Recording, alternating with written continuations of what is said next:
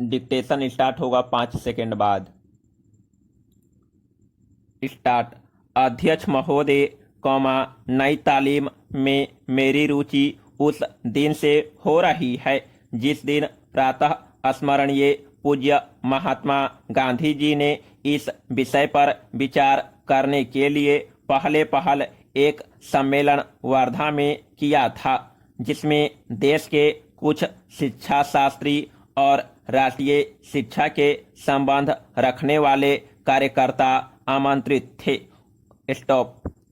उस दिन से इस पद्धति की जिस प्रकार से जांच और प्रगति हुई है, मेरा उससे कुछ न कुछ संबंध रहा है और इसलिए मुझे इस बात की प्रसन्नता है कि आपने आज मुझे शिक्षा संबंधी विचारों को व्यक्त करने का अवसर दिया, यद्यपि मैं जानता हूं कि ऐसा करने में बहुत अंश में पुनरावृत्ति करूंगा और हो सकता है मेरे मत से दूसरों का, विशेषकर शिक्षा शास्त्रियों का मत न मिले। स्टॉप। इसके अतिरिक्त विचारणीय बात यह भी है कि शिक्षा के संबंध में केंद्रीय और राज्यों की सरकारें आज जो नीति बरत रही है, उसका मेरे मत के साथ कहाँ तक मेल होता है और मेरे मत में अथवा उस नीति में परिवर्तन कहाँ तक आवश्यक दिखता है। स्टॉप। इसलिए मैं आशा करता हूं कि मैं आज जो कुछ कहूँगा, वह व्यक्तिगत विचार के रूप में ही समझा और देखा जाएगा और उस पर आप निर्भीकतापूर्वक और निर्लिप्त रूप से भली भांति विचार करेंगे।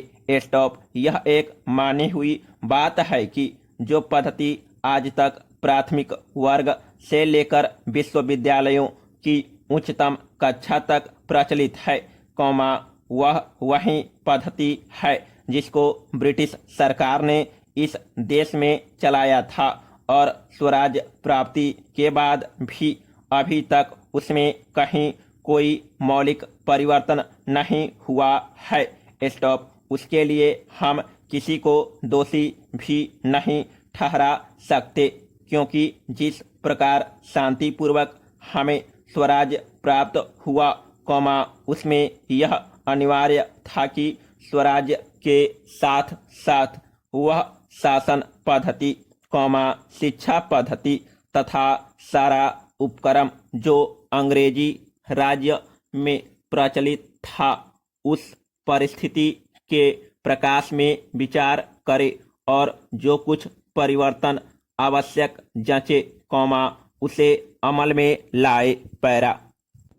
इसमें संदेह नहीं कि अंग्रेजों ने जो शिक्षा पद्धति आरंभ की, वह विशेषकर अपने राज को आसानी से और सुविधा के साथ चलाने के लिए जारी की थी। स्टॉप।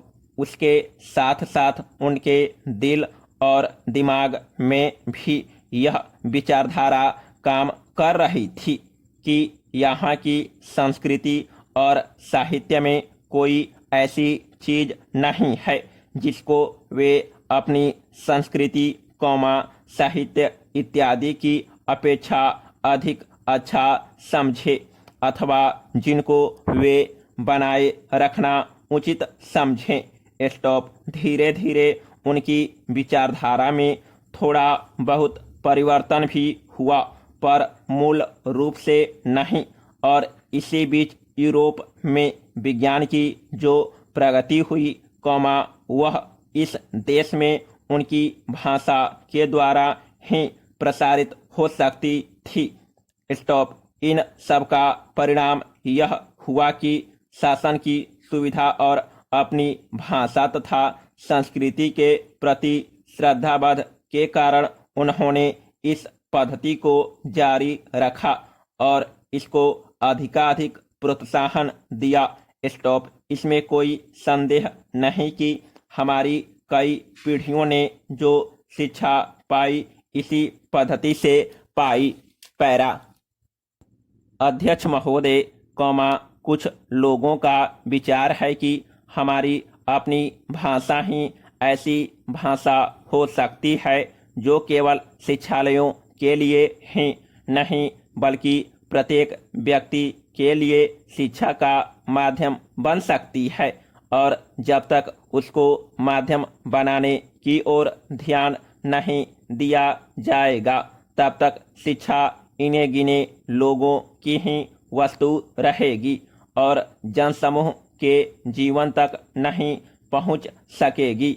स्टॉप। दूसरी विचारधारा यह है कि आज के विज्ञान युग में हम इस देश को यूरोपीय विचारधारा से अलग नहीं रख सकते और न इसका अलग रहना वांछनीय है, और इसलिए कम से कम उच्च शिक्षा अंग्रेजी के माध्यम द्वारा ही दी जानी चाहिए।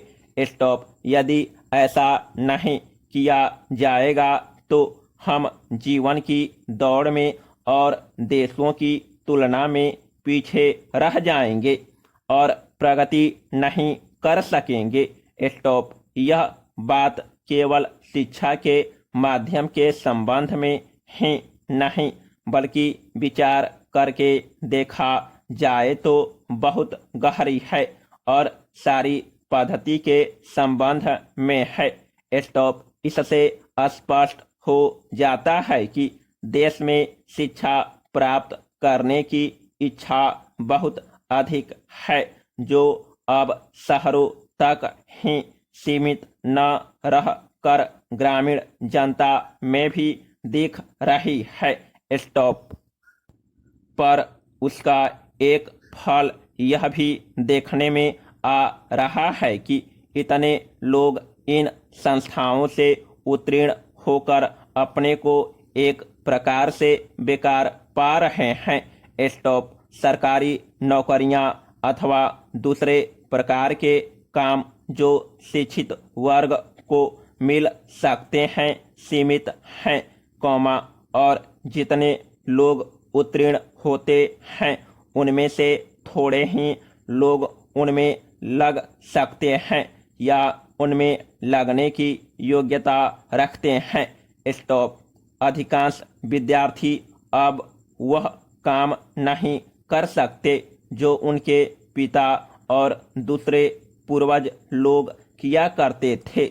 स्टॉप। अंग्रेजी शिक्षा के फलस्वरूप उस काम के प्रति उनकी भावना में परिवर्तन आ गया। स्टॉप। परिणाम हुआ कि बेकारी बढ़ी और उसके फलस्वरूप जीवन के प्रति असंतोष और उपेक्षा की भावना को बल मिला।